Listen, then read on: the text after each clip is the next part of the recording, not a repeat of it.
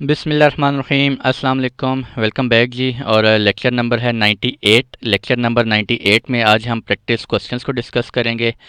और first question क्या है जी, a company has a set of EC2 instances hosted in a VPC। आपके पास एक VPC है, उसके अंदर different set of EC2 instances आपके चल रहे हैं और IT सिक्योरिटी डिपार्टमेंट जो है उसने स्पेसिफाई किया है कि कुछ IP एड्रेसेस जो हैं जो आपके बाहर से आ रहे हैं, इंटरनेट से आ रहे हैं, वो रिक्वेस्ट कर रहे हैं, they are accessing your EC2 instances को एक्सेस कर रहे हैं। ठीक है जी। Which of the following could help to achieve this requirement. आपको पता कैसे चलेगा कि यार वो जो मल्टीपल IP एड्रेसेस आ रहे हैं आपके EC2 इंस्टांसेस को एक्सेस कर रहे हैं, आपको कैसे पता चलेगा। ठीक है जी। तो ये चीज़ कन्फिगर करने के लिए बेस्ट ऑप्शन क्या है? Option A cloud watch. Cloud watch में तो हम लॉग्स मॉनिटर कर रहे होते हैं। ठीक है, रॉन्ग। VPC फ्लो लॉग्स बिल्कुल एग्जैक्ट करेक्ट आंसर है जी। VPC फ्लो लॉग्स के अंदर आप अपनी सारी IP की इंफॉर्मेशन जो है वो देख सकते हैं कि कौन कौन से सोर्सेज से जो है रिक्वेस्ट जनरेट हो रही है और आपकी ट्रैफिक किस डेस्टिनेशन पे जा रही है फ्रॉम योर EC2 इंस्टांसेस। ठीक है, ये सारी आप जो है वो इन्फॉर्मेशन IP रिगार्डिंग इन्फॉर्मेशन कहाँ पे देख सकते हैं? VPC फ्लो लॉग्स में। आई थिंक मैंने आपको ये पढ़ाया भी हुआ है, एक लेक्चर है हमारा, लेक्चर नंबर शायद 79 है या 80 है।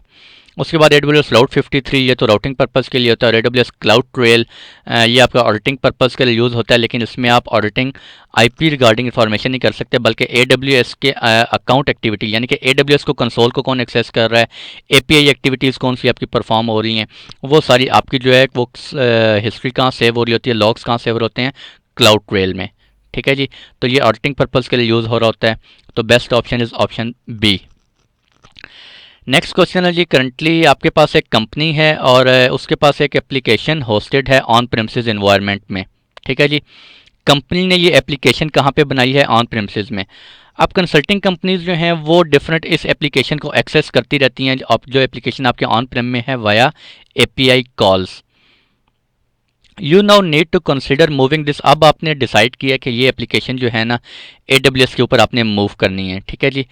तो कौन सी AWS के ऊपर कौन सी दो बेस्ट सर्विसेज हैं, वहाँ पर आप अपनी ये एप्लीकेशन जो है वो डिप्लॉय कर सकते हैं। ठीक है जी। Which would also help deliver a cost effective solution. लेकिन वो सोल्यूशन जो है वो क्या होना चाहिए? कॉस्ट इफेक्टिव होना चाहिए। ठीक है जी। Choose two answers. अगर ऑप्शन ए को हम देखें तो ऑप्शन ए जो है वो EC2 इंस्टांस के ऊपर आप अपनी एप्लीकेशन पूरी की पूरी डिप्लॉय कर सकते हैं, अपना कोड लिख सकते हैं, लेकिन वो कॉस्ट इफेक्टिव नहीं होगा। ठीक है जी। क्यों? क्योंकि आपको EC2 के रिसोर्सेज की पेमेंट भी करनी पड़ेगी, उसकी भी बिलिंग हो रही होगी, उसके ऊपर जो एप्लीकेशन को यूज़र्स एक्सेस कर रहे होंगे वाया API कॉल्स, उसकी भी बिलिंग हो रही होगी। ठीक है जी। तो अगर ऑप्शन बी को देखें, AWS लैम्बडा, इसके अंदर आप अपना कोड पूरे का पूरा डिप्लॉय कर सकते हैं और ये कॉस्ट इफेक्टिव होगा। क्यों? जब आपकी एप्लीकेशन को एक्सेस कौन कर रहा होगा? जो कंसल्टेंट होंगे वो कैसे एक्सेस करते हैं? Via API gateway. ठीक है जी। तो जब उस एप्लीकेशन को एक्सेस करेंगे वाया API गेटवे, आपकी एप्लीकेशन सिर्फ उसी टाइम यूज़ होगी। तो AWS लैम्बडा के ऊपर अगर आप अपना पूरे का पूरा एप्लीकेशन का कोड डिप्लॉय करेंगे, जो कि सर्वरलेस आर्किटेक्चर है, यानी कि इसमें आपको सर्वर की पेमेंट नहीं देनी पड़ेगी, जस्ट आपको एप्लीकेशन की कोडिंग की पेमेंट कर रहे होंगे जब एप्लीकेशन आपकी रन होगी। ठीक है जी। तो कॉस्ट इफेक्टिव सोल्यूशन क्या होगा इसमें? Option B and option C. ठीक है जी। और option D AWS cloud formation. Cloud formation जो है इसमें तो आप पूरे का पूरा इंफ्रास्ट्रक्चर डिप्लॉय करते हैं एज अ कोड। ठीक है जी। तो best options are answer B and C. Next हमारे पास आता है, your application consist of set of EC2 instances which are spun up as a part of auto scaling group. The instances need to access objects in S3. आपके पास EC2 instances हैं जो कि auto scaling group के through scale up होते हैं। ठीक है जी। और और इन इंस्टांसेस ने जो है वो आपके S3 बकेट को एक्सेस करना होता है। ठीक है जी। Which of the following is the ideal approach. तो जो आपकी EC2 इंस्टांसेस हैं उन्होंने जब आपकी S3 बकेट को एक्सेस करना है, तो मैं आप लोगों को काफ़ी दफ़ा बता चुका हूँ, जब एक सर्विस ने दूसरी सर्विस को एक्सेस करना हो तो बेस्ट ऑप्शन क्या होता है? आप क्या क्रिएट करते हैं? एक IAM रोल क्रिएट करते हैं। ठीक है जी। और जिस सर्विस ने एक्सेस करना हो दूसरी सर्विस को, तो जिस सर्विस ने एक्सेस करना हो आप उस सर्विस के साथ IAM रोल को अटैच कर देते हैं। ठीक है जी। तो बेस्ट ऑप्शन क्या होगा? Option number C, ensure that the auto scaling group attaches an IAM role, वो IAM रोल अटैच कर रहा होगा to the underlying EC2 instances के साथ, ताकि वो EC2 इंस्टांसेस जो हैं वो आपके S3 बकेट को एक्सेस कर सकें। अगर आप ऑप्शन ए को देखें, ensure that IAM policy is attach to S3 bucket which allows access to S3 bucket, तो ये आप नहीं कर सकते, ठीक है जी। Option B, ensure that access keys are picked up, access keys भी आप शेयर नहीं कर सकते। और ऑप्शन डी क्या कहता है, auto scaling group attaches an IAM user attach to the this. तो IAM यूज़र आप अटैच नहीं करते, बल्कि EC2 इंस्टांसेस के साथ आप क्या अटैच करते हैं, IAM रोल, ठीक है जी। नेक्स्ट क्वेश्चन में आपको क्या कहता है, कंपनी के पास EC2 इंस्टांसेस हैं जिसके ऊपर आपकी एप्लीकेशन चल रही है, और वो एप्लीकेशन जो है किस पोर्ट पे लिसन कर रही है, 3308 पोर्ट पे, ठीक है।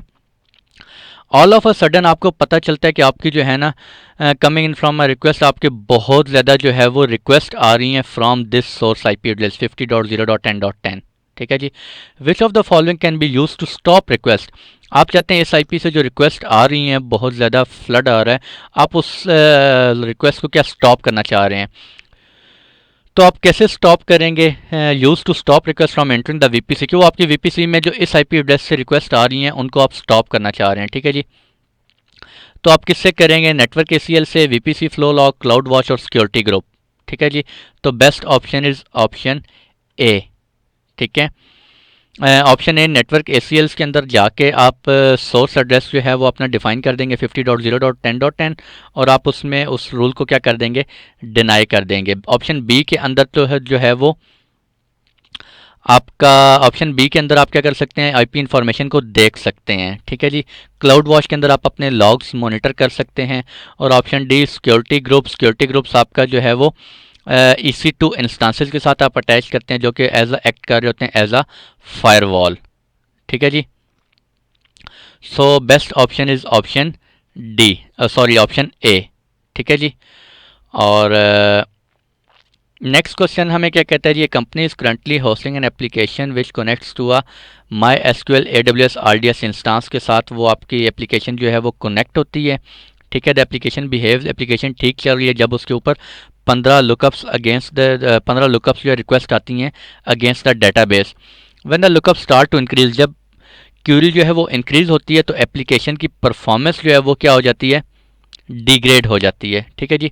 विच of the following can be added article to elevate the performance issue, तो आई थिंक मैंने लास्ट या उससे लास्ट लेक्चर में आप लोगों को बताया था कि दो चीज़ें होती हैं, परफॉर्मेंस और हाईली अवेलेबिलिटी। जब परफॉर्मेंस की बात हो रही हो तो आप रीड रेप्लिकास क्रिएट करते हैं, और जब आपकी हाई अवेलेबिलिटी की बात हो रही हो तो आप क्या करते हैं, मल्टी AZ कन्फिगर करते हैं, ठीक है। तो यहाँ पे परफॉर्मेंस इशू की बात हो रही है तो बेस्ट ऑप्शन क्या होगा, create a read replica for this database, आप इस डेटाबेस का जो है वो रीड रेप्लिका क्रिएट कर देंगे, ठीक है। ऑप्शन डी जो है वो स्नैपशॉट, वो तो डिज़ास्टर रिकवरी में हो जाएगा, आपका स्नैपशॉट होना चाहिए, बैकअप आपके पास होना चाहिए। Place the database behind a cloud for distribution, database को आप क्लाउड फॉर डिस्ट्रीब्यूशन के बिहाइंड नहीं रखते, बल्कि आप उसको इलास्टिक कैशे के पीछे रखते हैं। और enable multi AZ, that is also wrong, क्योंकि हमें जो है वो परफॉर्मेंस इशू आ रहा है, ना कि अवेलेबिलिटी इशू आ रहा है। So best option is option C.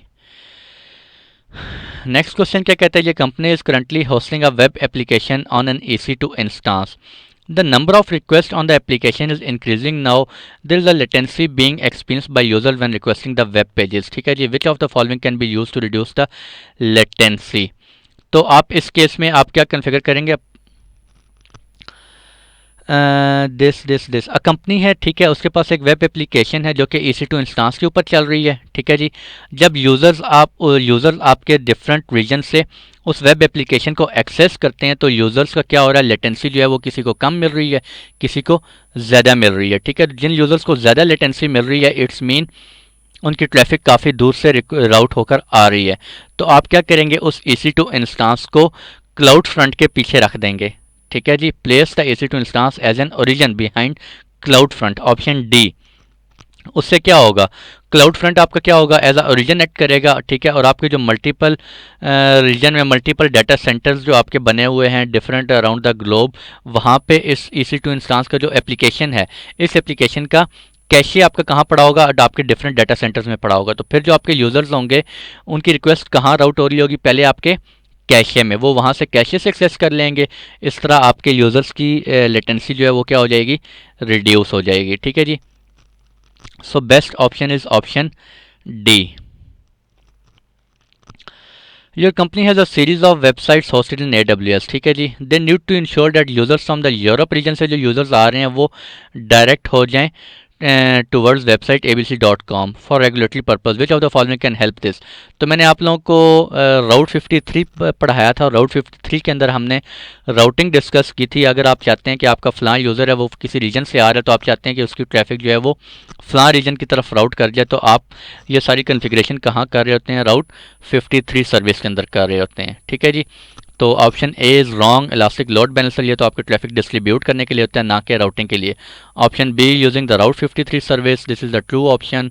Using the auto scaling service, auto scaling आपका परफॉर्मेंस के लिए होता है। ठीक है। परफॉर्मेंस अगर आपकी डाउन हो रही है आपके EC2 इंस्टांसेस की, तो आप मज़ीद EC2 इंस्टांसेस को अप कर सकते हैं। ठीक है जी। और using the AWS config service, this is also wrong. So best option is option B. Which of the following statements are correct with respect to instance store and ABS volume? अच्छा जी, हाँ, हम लोगों ने ABS वॉल्यूम अपने course के अंदर discuss किए थे। इंस्टांस स्टोर को हमने डिस्कस नहीं किया। ABS वॉल्यूम हमारे पास क्या होते हैं, ABS वॉल्यूम्स जो हैं वो परसिस्ट करते हैं स्टोरेज, और इंस्टांस स्टोर दो किस्म के वॉल्यूम्स होते हैं, एक इंस्टांस स्टोर वॉल्यूम होते हैं और एक ABS वॉल्यूम होते हैं। इंस्टांस और वॉल्यूम जो होते हैं ये कुछ EC2 इंस्टांस कुछ इंस्टांस टाइप्स को सपोर्ट करते हैं। ठीक है जी।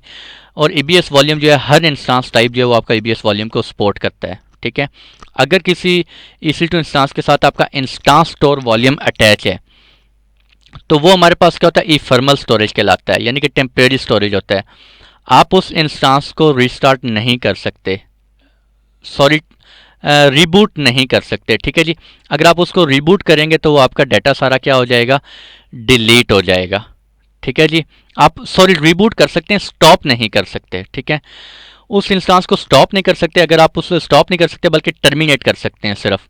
अगर आप टर्मिनेट कर लेंगे तो आपका सारा डाटा क्या हो जाएगा, डिलीट हो जाएगा। ठीक है जी। तो ऑप्शन ए क्या कहता है, ABS backed EC2 instances will persist storage across instance stop terminate and failure. जो ABS बैक्ड होते हैं, आप एक्चुअली आई थिंक मेरा एक लेक्चर मैंने इसके पढ़ाना था, आई थिंक मैंने आप लोगों को नहीं पढ़ाया, वो मैं नेक्स्ट सीरीज़ में इंशाल्लाह कवर करवा दूंगा, इंस्टांस स्टोर और ABS वॉल्यूम के डिफ्रेंसीशन में। ठीक है। तो ABS बैक्ड क्या होता है, हमारे पास परसिस्टेंट स्टोरेज होता है। अगर हम अपना इंस्टांस को जो है वो स्टॉप भी कर देते हैं तो अब फिर भी आपका ABS डाटा जो है वो क्या कहता है, परसिस्ट रहता है। ठीक है जी। तो option A is correct. Option B में क्या कहता है, instance store backed EC2 instances will persist storage across instance stop terminate and failure.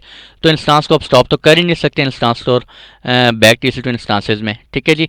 और अगर आपका इन केस जो EC2 इंस्टांस वो फेल हो जाता है, तो फेल होने के चक्कर में आपका इंस्टांस स्टोर के अंदर जितना भी डाटा है वो सारे का सारा क्या हो जाएगा, डिलीट हो जाएगा। ठीक है जी। So option C, instance store backed EC2 instance will persist storage only during instance stop and start. This option is also wrong क्योंकि इंस्टांस को आप स्टॉप नहीं कर सकते। ऑप्शन डी में क्या कहता है, you can not add instance store volume once EC2 instance is launch. बिल्कुल करेक्ट है जी। EC2 इंस्टांस जब आप लॉन्च कर लेते हैं तो इंस्टांस स्टोर वॉल्यूम आप उसके साथ अटैच नहीं कर सकते। ठीक है। जबकि ABS वॉल्यूम आप अटैच कर सकते हैं किसी भी EC2 इंस्टांस के साथ बाद में। और नेक्स्ट क्या जी, all available EC2 instance type support instance store and ABS volume. सारे के सारे EC2 इंस्टांस टाइप्स जो हैं वो ABS वॉल्यूम्स को सपोर्ट करते हैं, बल्कि इस इंस्टांस स्टोर वॉल्यूम्स को सपोर्ट नहीं करते। ठीक है जी। सो उसने क्या पूछा था, which of the following statements are correct. तो सो करेक्ट आंसर्स आपके कौन से, एक ऑप्शन ए और ऑप्शन डी था, यू कैन नॉट ऐड। ठीक है जी। A and D are the best options. तो ये था आज का लेक्चर जिसमें हम लोगों ने कुछ प्रैक्टिस क्वेश्चंस को डिस्कस किया है, और मिलते हैं आप लोगों से इंशाल्लाह नेक्स्ट लेक्चर में। तब तक के लिए खुश रहें भैया, दुआ में ज़रूर याद रखिएगा। कोई प्रॉब्लम हुआ ज़रूर कमेंट में अपना टाइप करें। ठीक है जी। मैं वहाँ आपको आंसर देने की भरपूर कोशिश करूँगा इंशाल्लाह। और अल्लाह